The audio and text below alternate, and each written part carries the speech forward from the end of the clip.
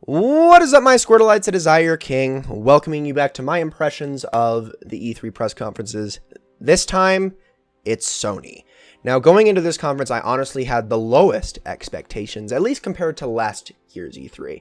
Last year's E3, Sony absolutely killed it with Last Guardian, Final Fantasy VII Remake, Shenmue, and all sorts of other great stuff. And this year, I was expecting lots of VR talk with the PS4 VR coming out, lots of VR-focused games, and mostly just release dates for things we already knew about. I did get those things, just not quite in the saturation I was expecting. So let's dive right on in. Sony had a very interesting presentation, by the way. They actually did this conference in the theater that I believe Nintendo did for their for actually most of their E3 press conferences before they switched over to the direct format. Very theatrical. It's actually like an actual amphitheater, was the theater that they did this in. And they had an orchestra there. And the orchestra started playing, and the composer came out. And the composer, I forget his name, but I know that he's done movies like Cloverfield and whatnot. He started playing the music, and they played a number, and then on came the first trailer. No other fanfare, nothing else. And it was this boy playing with this doll, and it looked very pretty CGI, obviously. And he was just playing around, and then his dad calls him inside and tells him to pick up his mom's knife. He's like, "What are you doing?" And like, "We're going hunting." And then out of the shadows steps Kratos. And I'm not going to lie, I got chills. And I think everyone else did too, because the entire Twitter and the entire stadium erupted. It would just exploded when he stepped out. And boom, we got God of War 4. This one has got a more of a Norse setting to it. The gameplay was different from the other God of Wars. It wasn't that open arena hack and slash style that God of Wars had in the past. It was actually very over the shoulder, third person, almost Naughty Dog-esque in its presentation. It still looked great, but it didn't seem like God of War as much. Like, I mean, it still had the freaking, they fought a troll, and there was still the cutting things in half and all that stuff, but wow. I mean, it was not what I expected. I'd heard rumors that there might be God of War at this E3, but that's not quite how I expected it to happen. But that was a really cool performance. Really cool performance. Well, right after that God of War trailer, Sean Layden came out, and bless him, he made this very awesome speech regarding the context. It was, I would say, the best presentation of a speech in that regard through all of E3. I thought he did a very, very good job at it. And he decided, unlike other conferences, instead of killing the mood, decided to be, first of all, be very quiet and contemplative about it, and then be like, all right, we're going to move into the next game. Pardon the change in mood, but here we go. And from there, it was literally the bombing of Los Angeles that day. First up was a game that we all thought for a second looked very similar to Last of Us. In fact, considering the fact that I think Last of Us can't go in another direction with the same characters, I feel like Joel and Ellie are done. I expected this was Last of Us 2, same world, same setting, but a different character this time. No, actually, it wasn't at all Last of Us. Very similar to it in its presentation in the trailer, but no, it's a game called Days Gone by a new studio, and there was also motorcycles in it. And zombies, but we'll get into the zombies in a minute, because they actually brought this game back later on in the conference. Then came the part that I admit I teared up at. The Last Guardian showed up again. They showed this beautiful trailer for it, a very intriguing trailer as well, showing things that I did not expect to see at all. And then that beautiful release date of October 25th. And then after that, boom, another trailer once again. Horizon Zero Dawn. This time we finally got full-fledged gameplay, and it looks great. It looks really good. I mean, it showed the main character. I keep forgetting her name, but her hunting down these robot dinosaur things, scavenging them for parts, going after the big dinosaur. She even made a mount and whatnot out of one of them and rode that around, and oh, it looks great. It looks great. It looks great. If this gameplay is actually how the entire game is, and it's it really does translate this well, I think we got a big Game of the Year contender for 2017 on our hands, and this comes out in February of next year. Then, boom, right into another trailer. Detroit, Become Human. This one was completely CGI based. There was almost no gameplay to it whatsoever, but this is the new game from Quantic Dream, who made Indigo Prophecy, Heavy Rain, and Beyond Two Souls, which are honestly not games I'm a fan of, but this time it feels like David Cage is doing what he's done best, and he's actually going to be using actual androids as the main characters rather than androids that are supposed to be humans, apparently.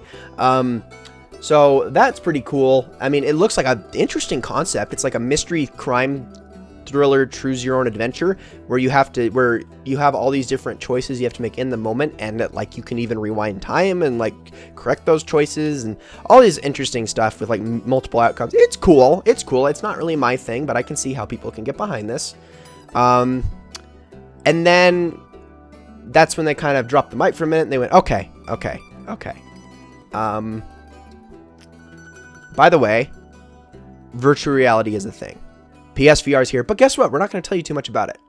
$3.99, October 13th, 2016. So yes, it is actually a thing. It's here. It's coming. They reiterated the price and the date. They made sure that we all knew that it's coming.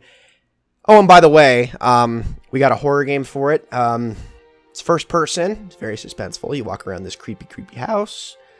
No, it's not Silent Hills, but it's kind of close.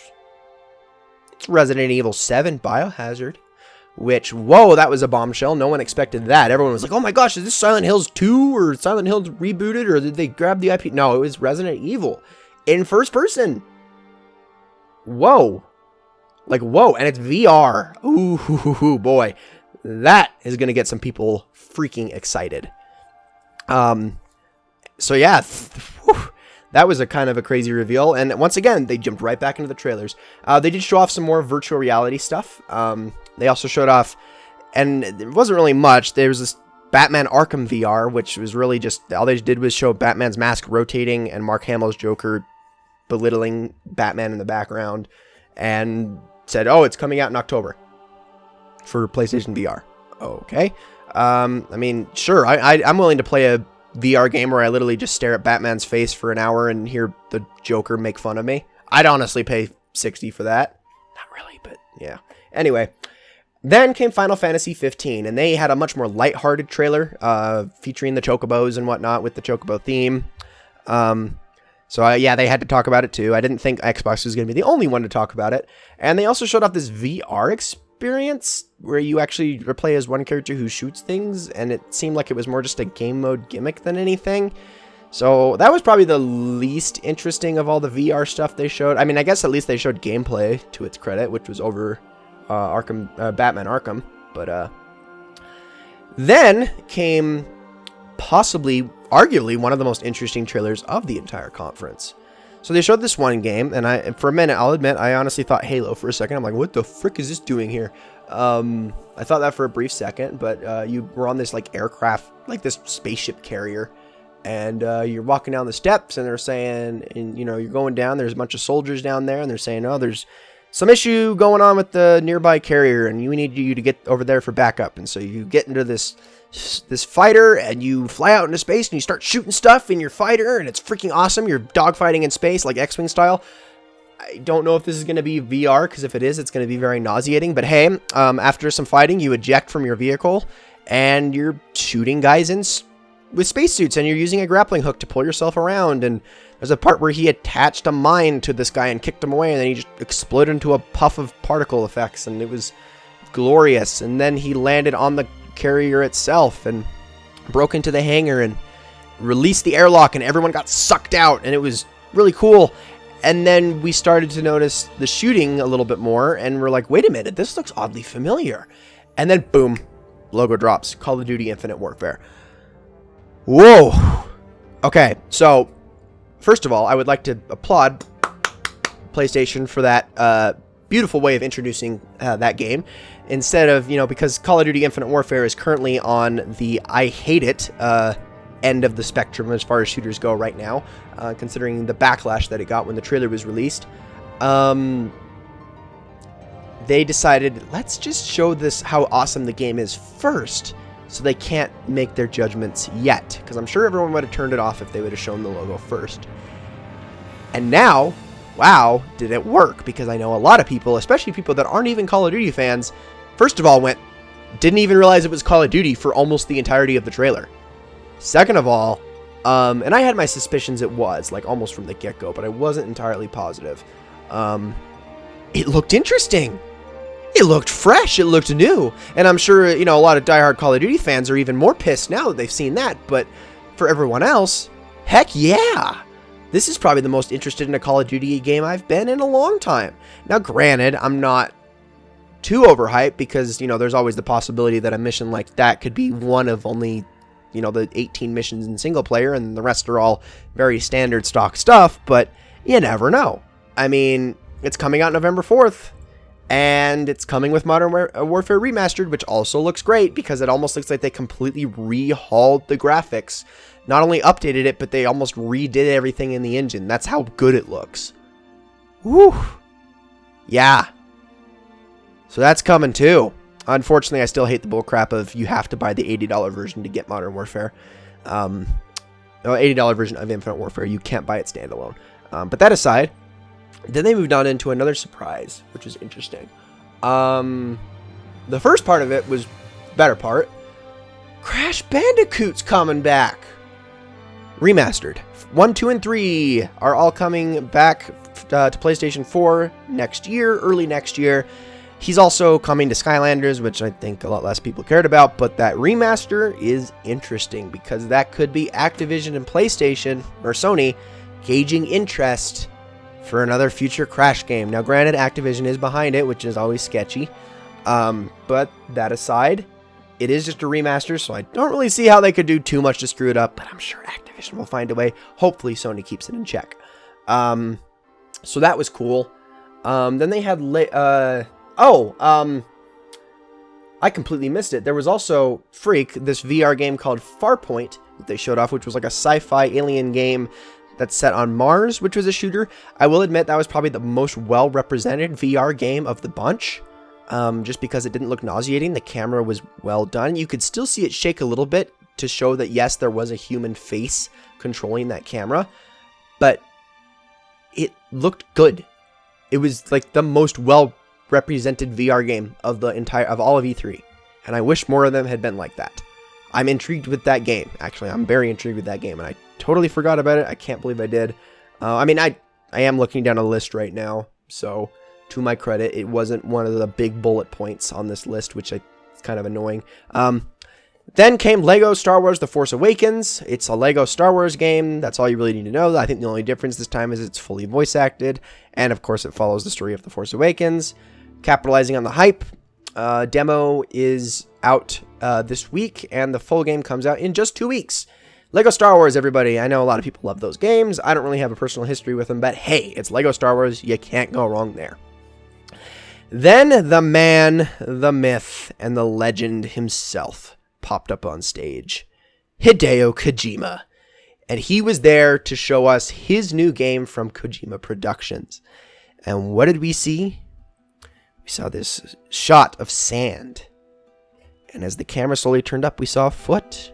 And it went up the leg, and we saw man butt. And it kept going up, and there was a fully naked man. And next to him was a baby, for some reason, lying a few feet away. I can't remember if it was like dead, if it was crying or whatever. It looked more like a malformed baby. But the man stood up, and holy crap, it's CGI Norman Reedus. What the heck? Kojima's Norman Reedus. What is this, Silent Hills? But he stood up and he picked up the baby and he held it. And then he looked up in the sky out because he was actually on a beach and there was a bunch of dead wild animals, crabs, and more crabs. There's the crab abuse again. And dead whales and dolphins, and floating in the sky were 5 ominous human-like figures. And then the logo, Death Stranding. You know, if I were to see that from any other game, and I think if anyone were to see that from any other game, we wouldn't know what the F to think, and we'd all honestly be pretty weirded out and very skeptical, but it's freaking Kojima. It literally has all the marks of a Kojima game, we're all hyped as heck, okay? We're all hyped as heck. No matter how weird it looked, we want it, and we want it now. We have no release date. I'm assuming this game is actually in a very early stage, considering Kojima Productions only just formed not that long ago. So I'm willing to bet we won't see this game for quite a few more years. So, but there's a teaser, okay? Something to look forward to, and that was a huge, huge deal. And then last but not least, at least as far as new stuff that they showed off, was Insomniac is making a Spider-Man game, which has me extremely excited because we haven't had a good one since Spider-Man 2 on the PlayStation 2, GameCube, and Xbox, in my opinion. But Insomniac has a great track record. They make awesome games, okay? Sunset Overdrive, the Spyro games, and the Ratchet & Clank games are all phenomenal. Insomniac almost can do no wrong. So I have very high hopes for Spider-Man PS4. I mean, they didn't really show any gameplay of it, but hey, it looks promising, and of course, we all want it once again. Ending the conference, they showed off actual gameplay for Days Gone, which was a little bit different from the actual trailer itself. It gave a bit of a different vibe. This guy shows up at this installation. He's looking for somebody, and he's looking around, and suddenly this like child zombie pops up, which is weird because you never really see child versions of zombies, just adult. Every zombie became a zombie in their 20s or 30s in most zombie games, but hey, this one was actually a little kid, and he freaks him out, but he keeps going anyway because he's trying to find this guy, and he finds the guy, and he's being chased by the kid zombie, and he shoots the kid zombie, and then he chases after the guy up onto the roof of the shack, and guy tackles him, and then they fall off the roof, and the guy he was chasing after breaks his leg, and he screams. And oh, by the way, there's also hundreds and hundreds and hundreds of other zombies. Oh wait, it gets even better. There's also a train car, and out comes the zombies, literally as if water pouring from the freaking train car. I mean, the more zombies than The Last of Us Dead Rising and every other zombie game combined could ever hope to render, all chasing after them at once. The main character takes off, shooting at him, blowing up things next to him to try to stop him, throwing things in their way, and literally spent the rest of the trailer running from these zombies. And I think the most impressive thing about it was just the fact that, oh my gosh, there are literally thousands of zombies on screen at one time. How is the PS4 freaking generating that? I mean, I'm sure they're using tricks, but wow. Wow. And also I kept screaming, just run, because obviously, you know, emptying 2 clips into the thousands and thousands of zombies chasing after you probably isn't doing any good, sir. So keep running. And then the trailer ended with him getting stuck up on a water tower with zombies coming at him from all directions, and close. Now granted, Sony's conference was amazing. They hit every note they needed to hit. Every surprise we could have possibly expected. Bam, bam, bam. They just non-stop trailer after trailer. They presented it much like they did last year, and how they should always do it, and how other conferences need to take note. And that is with almost no fluff. They have to have a little. You gotta have a little. You've got to show hardware. That's important. It's important stuff. But they focused on the software almost exclusively, and they showed and didn't tell. Oh, thank you, Sony. My one gripe, and I think this was the general consensus, was why did they end with Days Gone? I thought that was a little bit silly, especially since they'd already shown the CGI trailer earlier in the conference. I think they could have probably left it at the CGI trailer and released the gameplay trailer at a later date, because the gameplay trailer itself wasn't actually, it actually kind of devalued and kind of made most people lose a little bit interest, myself included, than the trailer did. Not saying it's not going to be a good game, but I feel like it just kind of was a little bit more underwhelming as an end product. I feel like Death Stranding would have probably been the best thing to save for last. Or maybe that Resident Evil 7 trailer, or heck, Horizon Zero Dawn even would have been a good end. God of War was the perfect beginning, though, I must say. It was a perfect start to the conference. And they had a strong start. I can see why they put Horizon in the beginning to continue that strong start. Or towards the beginning, but I think Death Stranding probably would have been the best way to end that conference. That aside, Sony, you blew my expectations away, and I'm very, very excited for what's to come.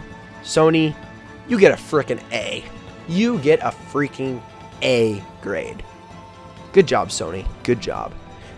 So, one more video to go. In the next video, all I'm going to be doing is talking about the stuff that wasn't shown in any of these conferences, and including the very little Nintendo stuff we've seen. But look forward to that at probably a later time. I'm probably going to end up covering that one at a later date, actually, probably even when E3 just settles down. Just because, I mean, there's still gameplay trailers coming out, there's still stuff we haven't heard about coming out and whatnot, as apparently also related to current events.